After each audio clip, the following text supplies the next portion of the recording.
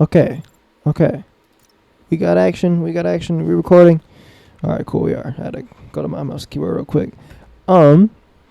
Okay, so I had to turn down my volume because last time.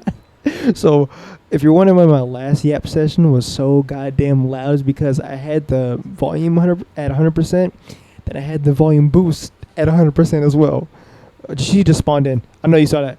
I know you saw that. Oh wait, hold on. This is a nice area. Hold on. But yeah, my overall volume was at like 200%, so that's why it was so loud. So hopefully it doesn't sound like that this time. But basically, it is what time is it right now? It is 3:27 a.m. I just got back after just going like a 2-hour drive in my area. I was driving on the highway and shit, going fast as fuck in a car I probably should not be going fast in. I don't know if I'm gonna be swinging that much in this video, but anyway, the point of this video is I want to let you guys know, like, do not be afraid to sit with yourself, bro. Like, sitting with yourself goes so hard, bro, when you have like control of your thoughts and like here, how do I want to put this for you guys? Really simple. Okay, I'll put it like this, right? In very, very simple terms, like, life is mostly what you focus on, right? Like, whatever frequency you're tuned into, that's what you're focusing on, right? So, like, say if you have, like, anxiety towards, like, talking to yourself, right? You will maybe have certain thoughts like, oh, if I sit with myself, I won't be able to handle it, and then I'll get depressed, or I'll get sad, or I'll get angry, that I have to, like, distract myself with, like, a phone or TikTok, something like that. Like, even thinking that, you're tuning into that frequency and you're making it so you can't sit with yourself. Like, I literally just sat with myself. I was listening to music at first, but I was sitting with myself in the car for like 2 hours straight. Last hour or so, I was like, you know what? Let me just put on some like ASMR, or just nothing at all, or just chill, crank down the window, just sit with my thoughts, right? And it's like, I remember a time I wasn't really able to do that too much. Like, there'd be times where like I would genuinely not be able to sit with myself, and like it would genuinely bother me to have to confront those type of thoughts. Or like if I knew I was supposed to be doing something and I wasn't doing it, I was just procrastinating. But like, there's nothing to be afraid of. At least to me, because like, think about it, right? If life is happening to you, but life is also coming from you, per se, like, you know, your heart, your mind, your thoughts, you have control.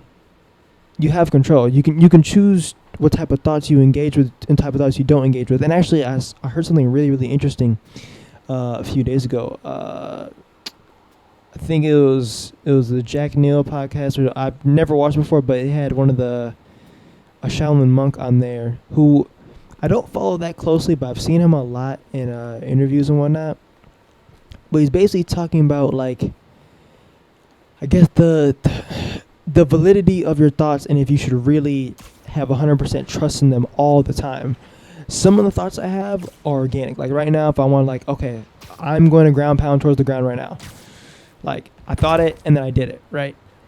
But there's certain thoughts that kind of come out the blue. Like, you ever been in a grocery store and you just see somebody, or like you want to push them over for some reason, or like you're in traffic and like you're going fast, or like you're driving, you just want to just swerve into someone and crash into them. Like, there's these weird ass thoughts that come out of nowhere, and you're just like, where the fuck did that come from?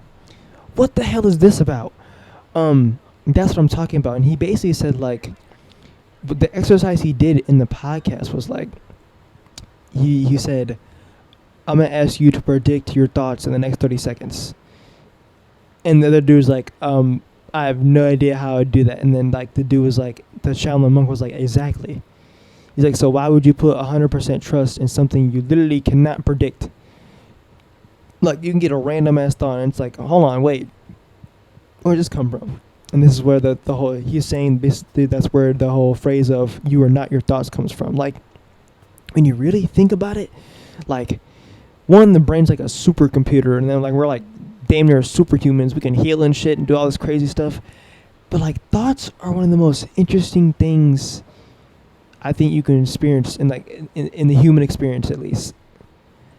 like I've had moments where I get like super high off my brain, and like I choose to focus in on the frequency of like being grateful or being happy for just no reason, just choosing it. Like literally, I'm like, yo, I don't need a reason to be happy. I'm just gonna be happy today, and I can literally do it. Now, granted, like if my sleep's off or some shit, like my basic survival needs aren't being met, I may have a little bit of trouble. But even then, I feel like you can take it to such an extreme point where like you can just be delusional as hell and just be chilling every day. Now there is a weird middle ground where like you could be lying to yourself when you're not really that happy, but you're just pretending to be. But I'm talking like genuine happiness, right? Like you can like tell your brain what to do. I mean, I guess it does take a bit of practice too, because like I don't remember myself being able to just turn it on and off when I was younger. But I guess through time of practicing and picking and choosing what type of thoughts I wanted to feed. Ooh, I have a good example. So like, for instance, when I'm working, right, I work with a lot of younger kids, right? Because I work in a grocery store, and you know, a lot of young cats will be there and shit, and I'll tell them like they'll be like worrying about all this stuff. I was like, hey, let's not even focus on that. I'm like, here's the thing, right? If you're here and we're still got like 4 hours left of our shift, why don't we focus on action? Like action is the antidote to despair. So it's like, why would you just focus on, oh, we got all this stuff to do? It's like, okay, cool. We got 50 things to do this day. All right, let's chip away at least 10 of them, but let's do one at a time. Let's knock things out one at a time. And you could do the same exact thing with your mind. The problems that you perceive in your brain, the things that you may be afraid to confront, you can literally do it just one at a time. You could just sit down for a second. You could literally dedicate maybe 10 minutes, 30 minutes, whatever, to this one thing and truly just sit and think. And do not let your mind engage or envelop in fear. Be like, you know what? No. I'm going to operate from a place of abundance and compassion, and I'm going to meet myself with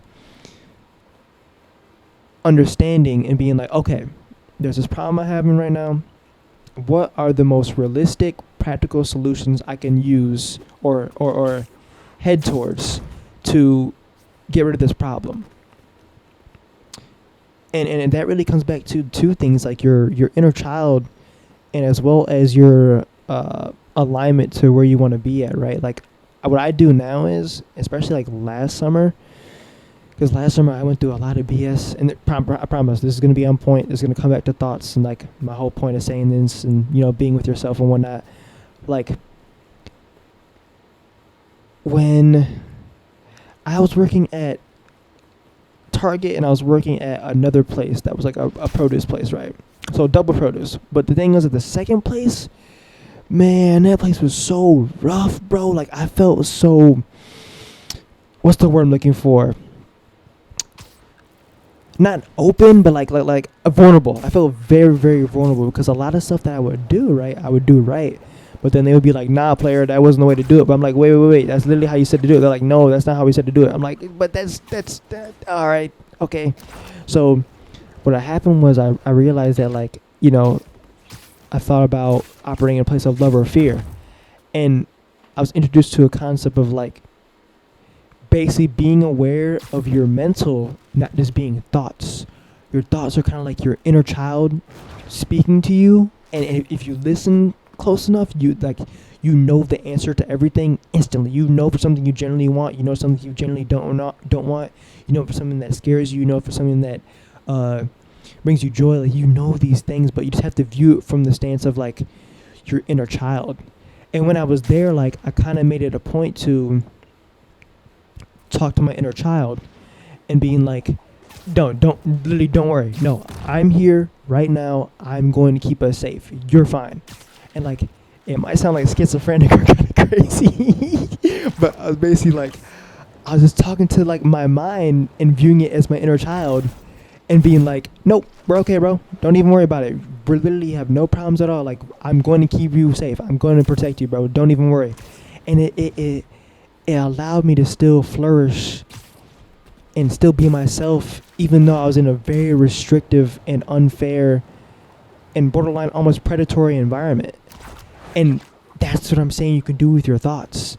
You can be met with certain thoughts, right? And you can choose to be like, okay, is this thought like my inner child crying to me, looking for help? Or is it something else? I couldn't come up with another example, so I'm sorry. So I said that, even though it was negative, I wanted to give a negative and a positive. But like, I say, yeah, actually, no, I can do this. What am I talking about? I'm the GOAT. If your inner child or your thoughts are coming at you, you can perceive it as like it crying out to you, or it's in fear, and you can meet it with compassion, come to a conclusion. Or if you have certain thoughts, right, and you're trying to think of a solution, and you come up with a solution, and think about how you would feel, or a child would feel, if they were presented with that solution.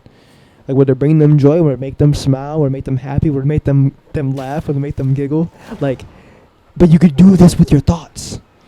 You can literally have thoughts and be like, is this something that I would want my inner child, or let alone a child in general, to engage with? Would this be beneficial for them? Would this help them? Would this hinder them? Would this I'm not gonna say that word because I don't know. Is debilitate? Hold on. Debilitate. Hold on. We're gonna look this up in real time. I'm sorry. You're gonna have to sit there and wait, big dog. Definition: debilitate, to make something physically or mentally weak, feeble, or less effective. That wasn't really what I was looking for. I guess I was looking for the word immobilize. But like, you know what thoughts feed into you feeling, not fight or flight, like fight or flight or freeze, right? Like, you know what type of those thoughts are, but you can literally just ask your brain like it's a different individual, and be like, hey, what's going on? Like, how are we doing? What's really going on here? And you can literally listen to yourself, talk to yourself, and this is gonna sound so schizophrenic. You can literally listen to yourself, talk to yourself, be like, well, this person was talking to me that way, and I didn't really like the way they said that. It kind of made me feel a bit scared, a bit angry as well. Just keep in mind, thing about anger is a secondary emotion. Anger really stems from sadness, but it's significantly easier to mask yourself in anger because sadness is extremely vulnerable. But back to my main point, you can really just ask yourself these questions, and you can come to practical solutions a lot of the times. Like oftentimes what I would do now is, like, after I had lost my main job for like 5 years, but really I was just in fear. I didn't want to move because a lot of other stuff was going on too. Not an excuse, this is what was going on. Once I was kind of forced to move after getting fired over a mistake I made, of some very stupid shit I did, I kind of am not afraid to move anymore. And I don't have my dad in my life because he's been deceased for quite some time. I don't really talk to my mom about a lot of stuff that I be going through at the time. Like, I kind of wait till like 5 years pass and I'll talk to her about shit. But like, point is, I kind of never had nobody there to just kind of tell me like, hey, you can move. And like, if you're in an environment, bro, and you don't like where you're at, or a situation, where it be a relationship, and be a job, it be mentally, you have the power to move at any time you want, bro. You call those shots, right? And I'm doing all the swinging in real time, by the way. I didn't even mean to swing like this. And when you like, I heard a funny joke, and this is gonna come back to what I was saying. I didn't lose my train of thought. It was like, someone was like 30-something. They're like, I need an adult. I found that kind of funny. But basically, you can be the adult for your mind. You can be, because we're all children at heart, bro. Like, I've talked to so many old people, bro, and they're like, bro, I still feel like I'm fucking like 10 years old. I feel like I'm 15 years old, bro. Like, I'm 20 years old. It's like, okay, so there's something about the human spirit that can, like, it maintains its youth, it maintains its joy, it maintains its wonder, that childlike wonder that everyone wants, right? But you have to literally protect it. Like how I hope a parent will protect their child. You have to protect your mind, you have to protect your spirit, protect your heart, protect your soul. And you have to be that. And you have to tell your mind that. You have to tell your spirit that. And viewing your mind through that type of lens can greatly change, I feel like, how long you're able to sit with yourself and generally come to conclusions, how long you tolerate certain behavior from people who may not be giving you 100% respect for your humanity, whatever it may be, because, like, it's not over till it's over. It's not over until, like, you take that last breath and you literally meet up with God. Like, it's not over. You got time. I know people who, like, they go through certain things and they get to a certain age. And I used to be one of those people, and I'm only 25. And they'll be like, oh, I don't have enough time now. It's over. It's like, bro, like, it's not that you don't have enough time. You don't know how much time you have left. It's like, it could be an abundant amount of time. It can be a little amount of time. But regardless, you got to make the best of it, bro. You got to at least try. Like I say, like, action is the antidote to despair. Like, this, I heard something like, it was like, if you're ever feeling sad, like, move your body. Like, bro, when I was most depressed, bro, I was going the most walks I possibly could, because I knew, like, subconsciously, some way in my spirit, without even someone really even telling me at the time, I knew, okay, if I'm depressed as hell, I gotta at least be walking, like, every other day. I gotta at least be getting sunlight every day. Like, move. And I don't even mean that in the sense of just going on walks. Like, move, change your environment, move towards a solution in your brain. You know what I mean? Like, you move can be interpreted in a multiple different ways. Don't just settle for whatever bullshit is going on in your life. Like, no, you have the ability to adapt. The greatest ability a human being has is the ability to adapt. That's how we got to this point in where society is now, everything is now. Keep adapting. Like, Big Raga the Opstop. If you know Jujutsu Kaisen, you know exactly who I'm talking about. Keep adapting, bro.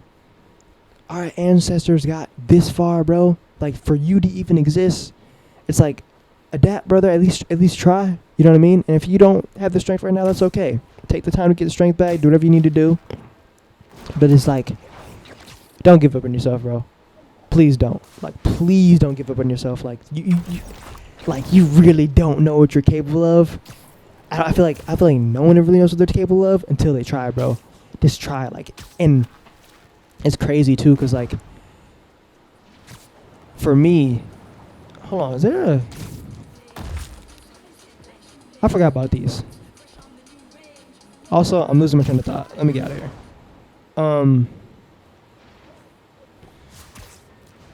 Oh no, I lost my train of thought. I wish I could rewind, but I can't because I'm recording this. Okay, what was I talking about? Let's rewind. Don't give up on yourself.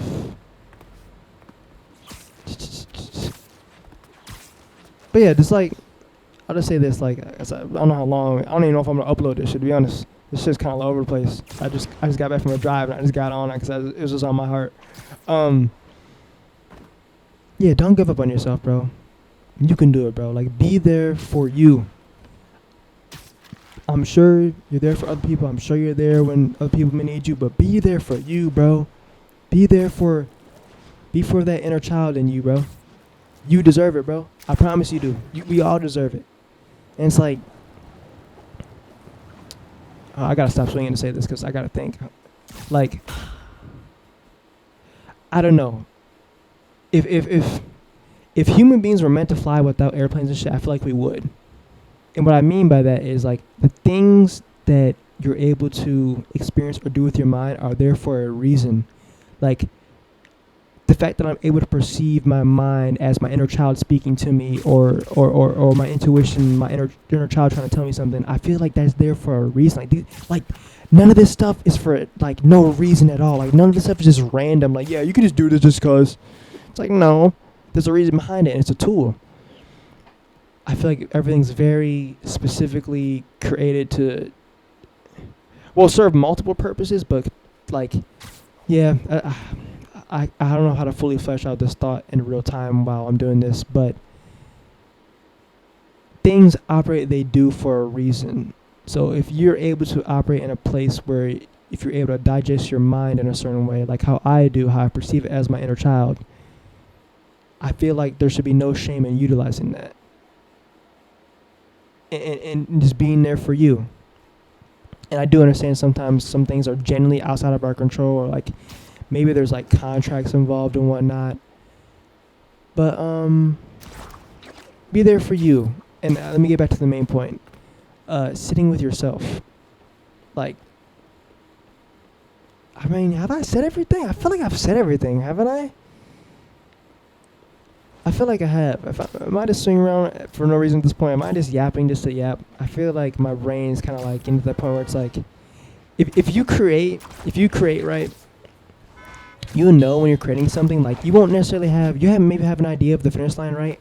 But as you're creating something, whether it be like music, a YouTube video, whatever, a playlist, like you get to a point where you're like, okay, I know this is like 80%, 90% done. I kind of don't need to do anything anymore. If I do anything more, it kind of be just overdoing it. So I'm probably going to watch this back and decide if I want to upload it or not.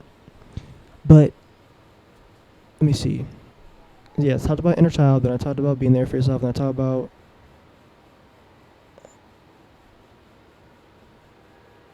okay, yeah. I'm just gonna watch this back. Anyway, I love you. I hope you're doing good. Talk to you soon.